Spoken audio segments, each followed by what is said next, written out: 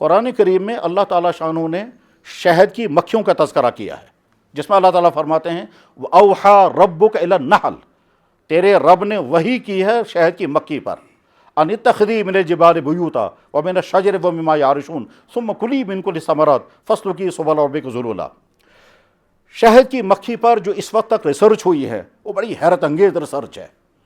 اس میں درمیان میں ایک بات سمجھتے رہیں کہ آپ میں سے جو علمی ذوق رکھنے والے ہیں ان کے لیے یہ بات یاد رکھنے کے قابل ہے۔ قرآن کریم نے شہد کی مکھیوں کا تذکرہ کرتے ہوئے یہ کہا کہ تم پھولوں کا رس چوسو۔ یہ جو خطاب کیا، یہ خطاب کیا ہے فیمیل کو۔ قرآن نے لفظ جو استعمال کیا ہے وہ لفظ استعمال کیا ہے مؤنث کا لفظ، فیمیل کو خطاب کیا۔ جس زمانے میں قرآن کریم نازل ہو رہا تھا اس زمانے میں یہ تحقیق تو نہیں ہوئی تھی کہ شہد کی مکھیوں میں میل کون ہے، فیمیل کون ہے، ان کا کوین کیسا ہے، ان کا سسٹم کیا ہے، اس زمانے میں کوئی تحقیق نہیں ہوئی تھی۔ اس وقت قرآن کریم نے لفظ استعمال کیا ہے فیمیل کے لیے۔ فیمیل شہد کی مکھی کو اللہ تعالیٰ خطاب کر کے کہتے ہیں کہ تم ہر پھول کا رس چوسو۔ آج کے زمانے کی تحقیقات سے پتہ چلا کہ دراصل شہد بنانے کا کام فیمیل مکھی کرتی ہے۔ یہ ثبوت ہے کہ قرآن کریم اللہ کی نازل کردہ کتاب ہے، ورنہ اس زمانے میں اللہ کے نبی کو کون بتاتا کہ جناب آپ آیت جب بیان کریں گے تو آپ فیمیل کا لفظ استعمال کریں گے، مؤنث کا لفظ۔ میں مؤنث کا لفظ سمجھانے کے لیے میں اس طرح عرض کروں گا، جیسے ہم خطاب کرتے ہیں اگر آگے میل ہوگا تو ہی کہیں گے اور اگر فیمیل ہوگا تو شی کہیں گے، ہز کہیں گے یا ہر کہیں گے۔ تو ہز میل کے لیے، ہر فیمیل کے لیے،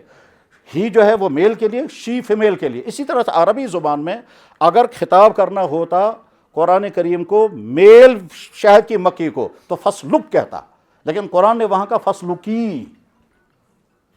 یہ مؤنث کا لفظ ہے، عربی گرامر جاننے والے جانتے ہیں۔ تو گویا اللہ تعالیٰ شاہ نے شہد کی مکھی کو خطاب کیا۔ اب شہد کی مکھی کا سسٹم آپ دیکھیں، شہد کی مکھی کے پاس ایک پورا حکومت کا نظام ہے۔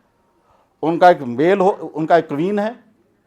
ان کا ایک ڈپارٹمنٹ ہے جن کا کام ہے کالونی بنانا، ان کا ایک ڈپارٹمنٹ ہے جن کا کام ہے شہد مہیا کرنا، ان کا ایک ڈپارٹمنٹ ہے جن کا کام ہے ویدر کو چیک کرنا، ان کا ڈپارٹمنٹ ہے، ان کا کام ہے شہد کی مکھی جو شہد لے کر کے آ رہی ہے اس کو چیک کرنا کہ اس میں زہریلی چیز تو نہیں آئی ہے۔ ان کا پورا ڈپارٹمنٹ ہے جو راستوں کو بتاتا ہے کہ کون سے راستے سے آپ کو چلنا ہوگا، بلکہ ان کا ایک ڈپارٹمنٹ ایسا بھی ہے کہ جو دوسری شہد کی مکھیوں کو بتاتا ہے کہ آپ کون کون سے پھول کا رس چوسیں گے اور کون سے پھول کا رس نہیں چوسیں گے۔ اس میں آپس میں کوئی ٹکراؤ ان کو نہیں ہوتا، کوئی اپنے کام کی کوتاہی نہیں کرتا، کوئی غلطی نہیں کرتا، اور اگر غلطی کسی سے ہوتی ہے تو شہد کی مکھی کے ہاں کرائم پر سزا دینے کا سسٹم بھی ہے۔ چنانچہ جہاں شہد کی مکھیوں کا چھتا ہوتا ہے وہاں کچھ مری ہوئی شہد کی چکیاں ملتی ہیں، اور وہ دیکھی گئی ہیں، میں نے خود بھی دیکھی ہیں۔ شہد کی مکھی کا سسٹم ایسا ہے کہ وہ کڑوے پھولوں کا رس لے کر اس کو میٹھا بناتی ہے، وہ کھٹے پھولوں کا رس لے کر اس کو میٹھا بناتی ہے، اور وہ یہ بھی جانتی ہے کہ کون سے پھولوں کا رس مجھے نہیں چوسنا ہے، اور اگر کوئی غلط پھول کا رس چوس کر کے آتی ہے تو یہاں پورا ایک سکاڑ بنا ہوا جو چیک کرتا ہے، اور اس کے بعد اس کو سزا دی جاتی ہے اور وہ شہد الگ نکال دیا جاتا ہے۔ یعنی شہد کی مکھی کا معاشرہ ایک صالح معاشرہ ہے جس میں حکومت بھی ہے۔ اور دلچسپ بات میں بتاتا ہوں کہ ان کے یہاں فیلنگ کا اتنا عجیب و غریب نظام ہے کہ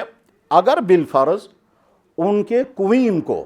کسی طرح سے چھپا کر بند کر لیا جائے اور اس کو کوین کو لے جا کر کہیں اور پہنچایا جائے تو شہد کی مکھیاں چونکہ کوین کے بغیر ہیں، خلافت کے بغیر ہیں، اس لیے وہ پریشان ہو جاتی ہے ہمارا سربراہ کہاں گیا۔ اس کے بعد پھر یہ شہد کی مکھیاں اپنے سربراہ کو ڈھونڈنے کا نظام بناتی ہیں، اور تب تک نہیں بیٹھتی جب تک سربراہ تک نہ پہنچ جائیں۔ چنانچہ میرے جاننے والوں میں ایک صاحب میرے پاس آئے، انہوں نے کہا جی ہمارے گھر میں شہد کا چھتا تھا، اس میں کوئی پریشانی ہو گئی تھی، ہم نے ایک ماہر کو بلایا، اس ماہر نے کیا کیا، چپکے سے کوین کو ماچس کی ڈبیا میں بند کر دیا اور جیب میں رکھا اور لے کے چلا گیا۔ تقریباً 10 کلومیٹر دور وہ چلا گیا۔ شہد کی مکھیوں کو پتا چلا کہ ہمارا کوین ہے نہیں۔ 3 دن تک وہ خاموش رہی ہیں، 3 دن کے بعد تمام شہد کی مکھیاں اڑی اور اسی گھر میں جا کر پہنچ گئی۔ یہ میرے جاننے والے نے مجھ سے کہا، اور اس نے اپنا شہد بھی مجھے کھلایا۔ شہد کی مکھی بہترین معاشرہ ہے جن میں حکمران بھی ہے، جن میں کالونی بنانے والوں کا سسٹم بھی ہے، وہ کالونی بنانے والے پوری جیومیٹری استعمال کرتے ہیں، اور اس میں شہد بنانے والوں کا سسٹم بھی ہے۔ اس میں شہد بنانے والے یہ بھی دیکھتے ہیں کہ کس موسم میں کس قسم کا پھول ہمیں دینا، نہ آپس میں وہ لڑیں گے، نہ کوئی کسی پر ظلم کرتا ہے، نہ کسی کی حق تلفی کرتا ہے، نہ اپنے کام کی کوتاہی کرتے ہیں۔ یہ نیچرلی ایک بہترین معاشرے کی مثال ہے، اور بہترین انسانوں کے معاشرے کی مثال اگر میں دوں گا تو میں یہ کہوں گا اس کائنات میں سب سے بہترین معاشرہ جناب رسول اکرم صلی اللہ علیہ وسلم نے قائم کیا تھا۔ ان کا عرب کا معاشرہ دنیا کا بدترین معاشرہ تھا، جس میں تمام قسم کی خرابیاں تھیں، تمام قسم کے جرائم تھے، تمام قسم کی خرابیاں تھیں، تمام قسم کے وہ کام تھے کہ جس کی وجہ سے وہ معاشرہ جاہلوں کا معاشرہ، ظالموں کا معاشرہ، بدکاروں کا معاشرہ، آوارہ انسانوں کا معاشرہ مانا جاتا تھا، بلکہ لوگ پسند بھی نہیں کرتے تھے کہ ان کو اپنے ساتھ جوڑیں۔ اس زمانے میں دنیا کی دو بڑی سپر پاور طاقتیں تھیں، ایک رومن امپائر اور دوسرے پرشین امپائر۔ رومن امپائر بھی پسند نہیں کرتی تھی کہ عرب کے لوگوں کو اپنے ماتحت رکھیں، انہوں نے کہا یہ اتنے اجڑ قسم کے لوگ ہیں کہ ان کو اپنے ماتحت رکھنا بھی بہتر نہیں ہے۔ اور پرشین امپائر بھی پسند نہیں کرتا تھا کہ ان لوگوں کو اپنی، وہ نزدیک تک اپنی حکومتیں قائم کرتے تھے لیکن عرب کے لوگوں کو اپنی حکومت کے ساتھ جوڑنا نہیں چاہتے تھے۔ وہ کہتے تھے یہ قبائلی قسم کے جنگجو بدو مزاج کے لوگ ہیں، ان کو اپنے ساتھ جوڑنا بھی نہیں چاہیے۔ تو ایک ایسے برے معاشرے کو اللہ کے نبی جناب محمد رسول اللہ صلی اللہ علیہ وسلم نے اس دنیا کا سب سے بہترین معاشرہ بنایا تھا۔ اس بہترین معاشرے کی مثال دنیا کی کسی بھی قوم میں نہیں، کسی بھی کمیونٹی میں نہیں، تاریخ کے کسی چپٹر میں اتنے بہتر معاشرے کی مثال نہیں مل سکتی ہے۔ وہاں کا حکمران صدیق اکبر، فاروق اعظم، عثمان غنی اور حضرت علی جیسے شخصیات تھی۔ وہاں کے جوان بالکل پاکیزہ ترین جوان تھے، جس معاشرے میں کہیں کوئی زناکاری نہیں، جس معاشرے میں کوئی کسی پر ظلم نہیں کرتا، جس معاشرے میں کوئی کسی کا حق نہیں مارتا، جس معاشرے میں کوئی برا کام نہیں ہے، جس معاشرے میں کسی کے حق تلفی نہیں ہوتی، جس معاشرے میں عدالت میں جج مقرر کیا جاتا ہے اور 1 سال کے بعد وہ امیر المومنین کو درخواست دیتا ہے کہ حضرت 1 سال میں کوئی مقدمہ ہی نہیں آیا، بڑے افسوس کی بات ہے۔ تو امیر المومنین نے فرمایا یہ افسوس کی بات نہیں ہے، یہ فخر کی بات ہے کہ ہمارے معاشرے میں کسی پر کوئی ظلم ہوتا ہی نہیں ہے، ہمارے معاشرے میں کوئی انسان کسی کا کوئی حق کھاتا ہی نہیں ہے۔ تو یہ تو خوشی کی بات ہے، اللہ کرے یہ سلسلہ قائم رہے۔ جس معاشرے کا حال یہ تھا، حضرت فاروق اعظم رضی اللہ تعالیٰ عنہ ایک مرتبہ جنگل سے گزر رہے تھے، انہوں نے دیکھا کہ اس وقت امت کا مزاج کیسا ہے، چنانچہ ایک چرواہا تھا، اس چرواہے کے قریب پہنچے، جا کر کے اس سے پوچھا، اس سے کہا کہ دیکھو بھائی میں سفر کر رہا ہوں، چرواہے کو نہیں معلوم تھا کہ امیر المومنین ہے، میں سفر کر رہا ہوں، میں بھوکا ہوں، تو کسی بکری کا دودھ نکال کر مجھے پلاؤ۔ اس چرواہے نے کہا کہ بکریاں تو میری نہیں ہیں، یہ تو اس کا مالک مدینے میں ہے، تو میں اس کی اجازت کے بغیر اس کا دودھ کیسے آپ کو پلا سکتا ہوں؟ امیر المومنین نے کہا مالک کو کہاں پتہ ہے کہ تم نے اس کے بکری کا دودھ نکال کر کے مجھے پلایا؟ اس نے کہا جناب یہ نہیں ہو سکتا کہ میں بکری کا دودھ مالک کی اجازت کے بغیر نکالوں اور آپ کو پلاؤں۔ فاروق اعظم نے سوچا چلو دوسرا امتحان لیں، اس کو نہیں معلوم تھا یہ امیر المومنین ہے۔ حضرت فاروق اعظم رضی اللہ تعالیٰ نے فرمایا ٹھیک ہے، ایک کام کرو، ایک بکری تو مجھے بیچو، اور جب مجھے بیچو گے تو تم کو پیسہ مل جائے گا، بکری میری ہو جائے گی، میں اپنی بکری کا دودھ نکال کر کے پیوں گا، اور جب تم سے مالک پوچھے گا فلانی بکری کہاں ہے، تم کہنا بھیڑیا کھا گیا، اور بھیڑیا تو کھاتا رہتا ہے، جنگلوں میں بکریاں مرتی رہتی ہیں، جانور کھاتے رہتے ہیں۔ اس آدمی نے جواب میں کہا او بھائی صاحب، مالک کو میں کہوں گا کہ بکری بھیڑیا کھا گیا، لیکن اوپر جو اللہ مجھے دیکھ رہا اس کو میں کیا جواب دوں گا؟ تو حضرت فاروق اعظم رضی اللہ عنہ بہت شکر پڑا کہ الحمدللہ امت کے اندر یہ مزاج ہے کہ وہ یہ شخص باوجود ہے کہ اس کو میری طرف سے پیسہ ملنے والا تھا، لیکن اس کا اللہ کا ڈر اتنا ہے کہ یہ غلطی کرنے کے لیے تیار نہیں ہے۔ صالح ترین معاشرے کی مثال جناب رسول اکرم صلی اللہ علیہ وسلم اور خلافت راشدہ ہے، جس میں دولتوں کی صحیح تقسیم ہوتی تھی، مالدار فرض سمجھتا تھا کہ مجھے یہیں سے اپنی زکوٰۃ دینی ہے، مالدار لازم سمجھتا ہے کہ میں تب تک کھانا نہیں کھاؤں گا جب تک میرے پڑوسی کے بارے میں مجھے نہیں پتہ چل جائے کہ اس نے ٹھیک طرح سے کھانا کھایا۔ جس صالح معاشرے کی بہترین مثال یہ ہے کہ حضرت فاروق اعظم رضی اللہ تعالیٰ عنہ خلافت کے زمانے میں کمزور ہو گئے، صحابہ کرام نے میٹنگ کی، جس میٹنگ میں صحابہ کرام نے مشورے میں کہا کہ فاروق اعظم رضی اللہ تعالیٰ عنہ 2 وقت کا پورا کھانا نہیں کھاتے ہیں، اس وجہ سے یہ کمزور ہو گئے ہیں، تنخواہ ان کی کم ہے، لہذا ہم فیصلہ کریں گے کہ بیت المال سے امیر المومنین کی تنخواہ میں اضافہ کریں تاکہ ان کو گھر میں کھانا پیٹ بھر کر کے ملے۔ صحابہ کرام نے میٹنگ کی، اس میٹنگ میں ڈیسائیڈ ہو گیا کہ فاروق اعظم رضی اللہ عنہ کی تنخواہ میں اضافہ کر دیا جائے۔ حضرت علی رضی اللہ عنہ نے فرمایا کہ بھائی تنخواہ میں آپ نے اضافہ تو کر دیا ہے، مگر پہلے یہ سوچو فاروق اعظم قبول بھی کر لیں گے یا نہیں۔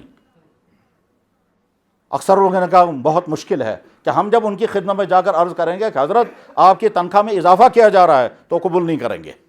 پھر حضرت علی رضی اللہ تعالیٰ عنہ یا کسی اور نے تجویز پیش کی کہ ہم میں سے اگر کوئی آدمی ان کو جا کر کے کہے گا آپ کی تنخواہ میں ہم اضافہ کرنا چاہتے ہیں، وہ تو قبول نہیں کریں گے۔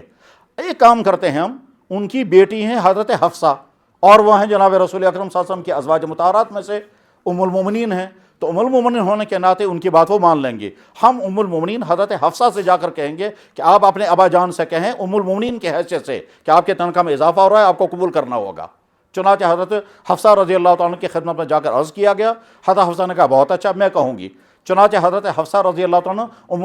ام المومنین جو فاروق اعظم کی بیٹی بھی ہیں حاضر ہو گئی۔ حضرت فاروق اعظم بیٹی ہونے کے اعتبار سے تو وہ عزیز ہیں، لیکن ام المومنین کے ہونے کے اعتبار سے حضرت فاروق اعظم ان کا احترام کرتے تھے، کرنا بھی چاہیے تھا۔ چنانچہ جو ہی حضرت حفصہ رضی اللہ تعالیٰ عنہ حاضر ہو گئیں تو حضرت فاروق اعظم نے استقبال کیا اور فرمایا بیٹا بیٹی کیسے آنا ہوا؟ کہنے لگا بڑا اہم ترین معاملہ لے کر آئی ہوں۔ حضرت فاروق اعظم چوکنا ہو گئے کہ کہیں ایسا تو نہیں ہے کہ مسلمانوں کو کوئی معاملہ ہے اور میں نے اس میں کوتاہی کی ہو اور یہ لے کر کے آئی ہے؟ فرمایا ضرور کہو کیا معاملہ ہے۔ انہوں نے کہا آپ کی تنخواہ میں بہت کمی ہے اور اس وجہ سے آپ کو 2 وقت کا کھانا ٹھیک طرح سے نہیں ملتا ہے، صحابہ کرام کے فیصلے کے بعد میں آپ کی خدمت میں آئی ہوں، آپ کی تنخواہ میں اضافہ کیا گیا ہے، آپ کو وہ تسلیم کرنا ہوگا۔ تو حضرت فاروق اعظم رضی اللہ تعالیٰ عنہ کچھ غصہ، کچھ تعجب اور کچھ افسوس، یہ تینوں چیزیں ایک ساتھ، غصہ بھی آ گیا، تعجب بھی کیا اور افسوس بھی کیا۔ فرمایا حفصہ کاش تم مسلمانوں کا کوئی معاملہ لے کر کے آئی ہوتی، جب تک مجھے یقین نہیں ہوگا کہ میری مملکت کے ہر آدمی کو پیٹ بھر کر کے کھانا مل رہا ہے تب تک میں تنخواہ کا اضافہ قبول نہیں کر سکتا۔ چنانچہ فاروق اعظم نے تنخواہ کا اضافہ قبول نہیں کیا اور وہی تھوڑا سا جو ان کو ملتا تھا اسی پر اکتفا کیا۔ غرض یہ کہ صالح ترین معاشرے کی مثال ریاست مدینہ، صالح ترین معاشرے کی مثال خود جناب رسول اکرم صلی اللہ علیہ وسلم کا قائم کیا ہوا وہ معاشرہ، جس معاشرے کا حال یہ تھا کہ جناب رسول اللہ صلی اللہ علیہ وسلم کے گھر میں بیت المال کی کھجوریں رکھی ہوئی تھی ایک بوری میں یا کسی ٹوکرے میں۔ حضرت حسن رضی اللہ تعالیٰ جو حضرت علی کے صاحبزادے ہیں، بڑے صاحبزادے، حضرت حسن رضی اللہ چھوٹا بچہ ہے، وہ حضور کے گھر میں ہے، اس نے اس بوری میں سے کھجور نکال کر منہ میں رکھی تو اللہ کے نبی علیہ السلام نے چھلانگ مار کر کے اس کے منہ سے کھجور نکال دی۔ فرمایا بیٹا یہ زکوٰۃ کی کھجور ہے اور زکوٰۃ تمہارے لیے حرام ہے۔ ایک کھجور ان کے منہ سے نکال دی، جس سالے معاشرے میں نبی نے اپنے نواسے کو ایک کھجور نہیں کھانے دی۔ حالانکہ کھجور کوئی بہت بڑا مسئلہ نہیں تھا اور حل بھی اس کا بہت آسان تھا۔ اللہ کے نبی علیہ السلام اپنی کھجوروں میں سے کہیں سے مہیا کرتے اور اس کھجور میں ڈال دیتے۔ ٹھیک ایک کھجور میرے نواسے نے کھائی ہے، حضرت علی کے صاحبزادے حضرت حسن نے، جو حضرت حسن جنت کے جوانوں کے سردار ہیں، ایک کھجور سے کیا فرق پڑنے والا تھا؟ لیکن اللہ کے نبی نے اس کو برداشت نہیں کیا کہ میرا بیٹا حسن، یعنی میری بیٹی حضرت فاطمہ کا بیٹا حسن کھجور وہ کھائے جو کھجور اس کے لیے جائز نہیں ہے۔ صالح معاشرے کی مثال خلافت راشدہ، اس سے بہتر معاشرہ اس دنیا میں کہیں وجود میں نہیں آیا، یہ صالح معاشرے کی بہترین مثال ہے۔